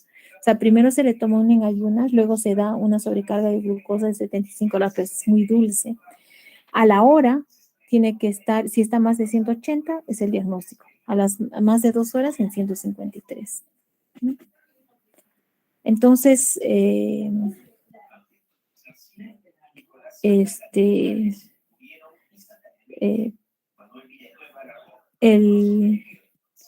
como les decía, no hay un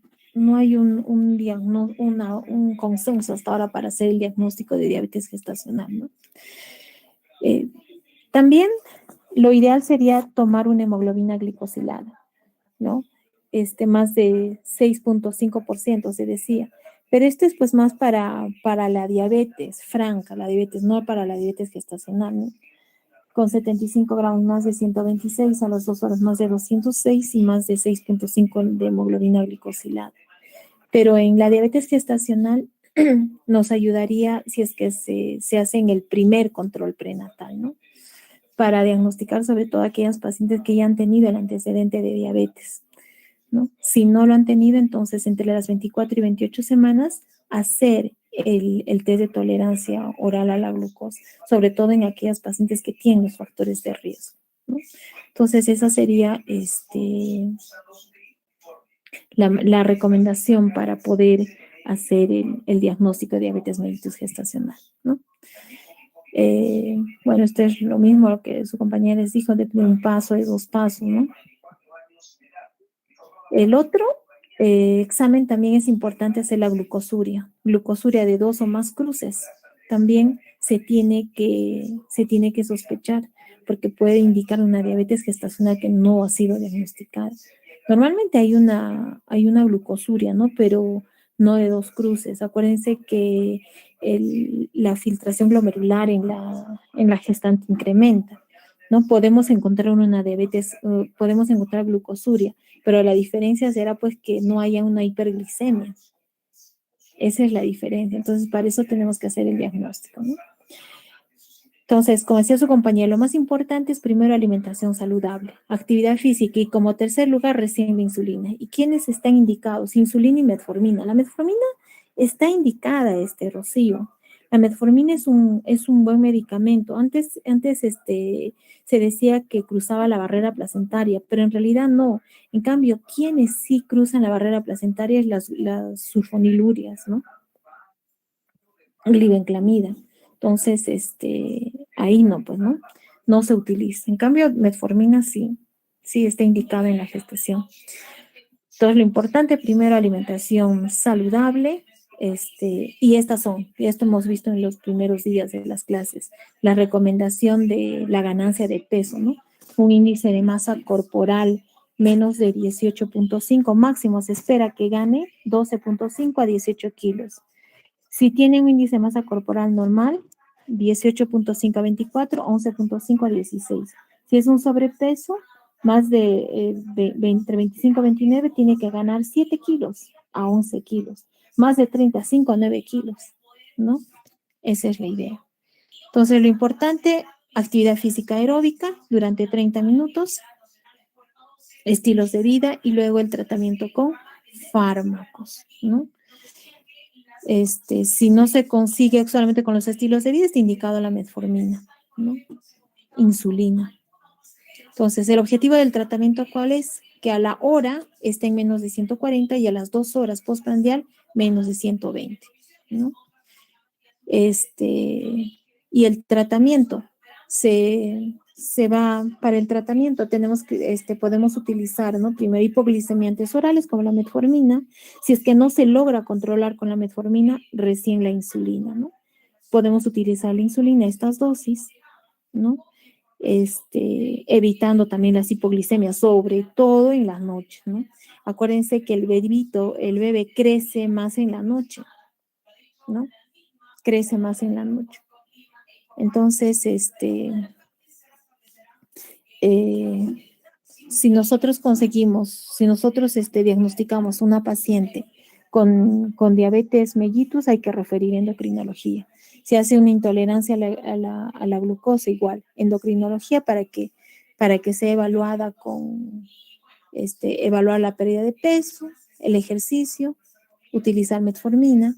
Si es normal, entonces vigilar la glucosa cada 3 años. Esto después del parto. Pues le decía, la metformina es un buen sensibilizador de la insulina.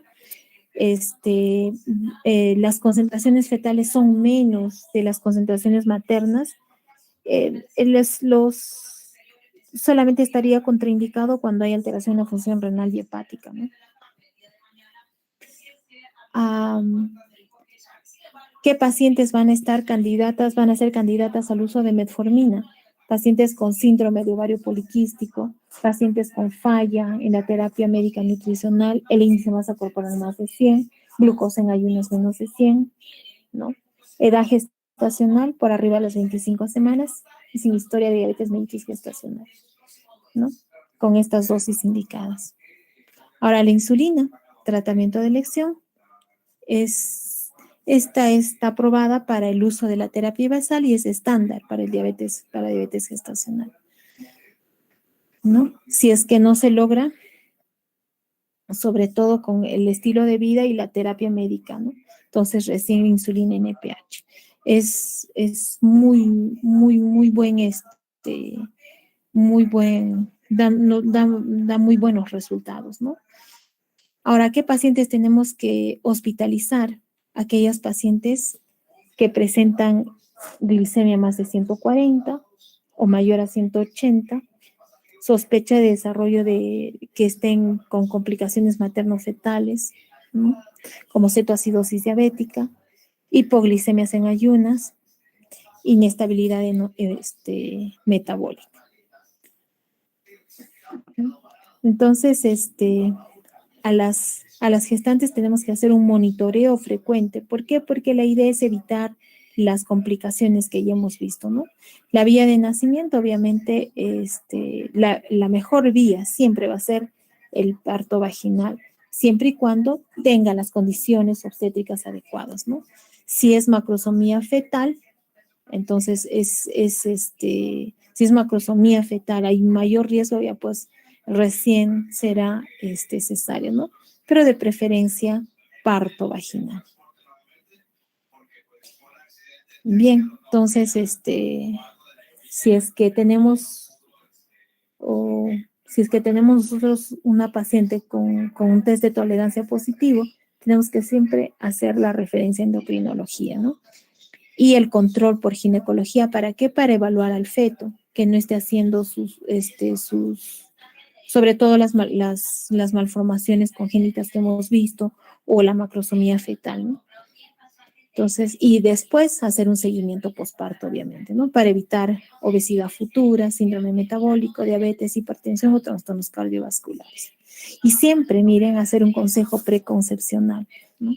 Sobre todo aquellas mujeres que son diabéticas lograr un control glucémico pregestacional de menos de una hemoglobina glicosilada de menos de 6.5%. Con esto se dice que disminuimos, miren, las malformaciones congénitas, ¿no? Ahora, esta es una clasificación de Priscilla White. Bueno, sería ideal también que lo vean. Aquí está. La clasificación de Priscilla White, ¿no?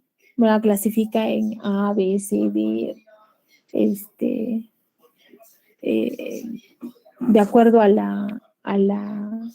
las manifestaciones que se presenten. Y esto no significa que de la A vaya a la B, a la C, no. Se puede presentar de pronto una paciente que, por ejemplo, tenga una retinopatía, ¿no? Y no necesariamente que pueda pasar luego a trasplante, a otro tipo de otra clase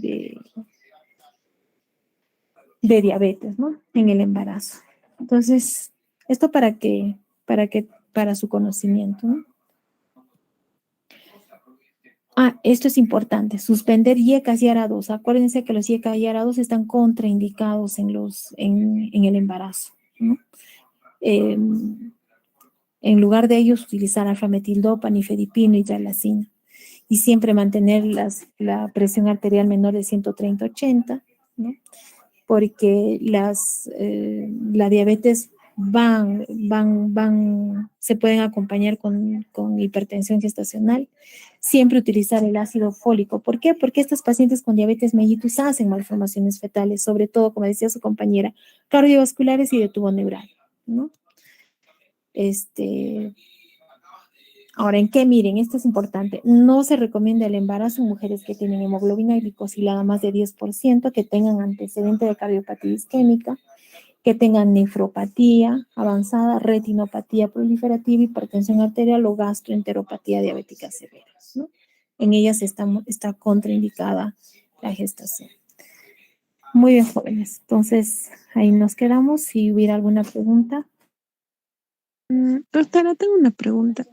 La maduración fetal, en este caso respiratoria en los fetos de madres diabéticas, ¿se hace igual con corticoides? Porque tengo entendido que los corticoides causan crisis hiperglicémica.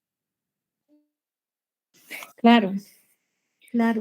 Pero para eso justo, la idea es que estemos controlando a la gestante, ¿no?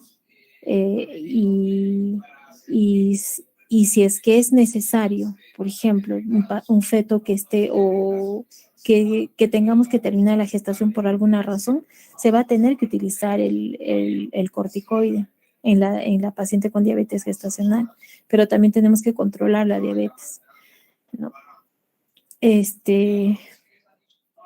Sobre todo en esos pacientes, en esos bebés prematuros, ¿no? Es controversial tu pregunta, como me dices, pero sí está indicado, ¿no? Está indicado hacer maduración pulmonar, pero con el riesgo, ¿no? Como tú dices, aumenta la hiperglicemia. Entonces, a estas pacientes las tenemos que controlar con mayor razón, ¿no? Un control estricto, iniciar su tratamiento con insulina y ver la posibilidad de, si es que tenemos que terminar la gestación, ver la posibilidad, pues, de utilizar el corticoide. Bien, Karen. ¿Alguna otra pregunta más?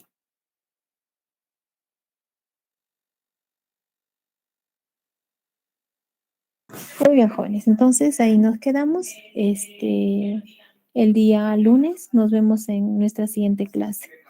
Coordinamos con su compañero.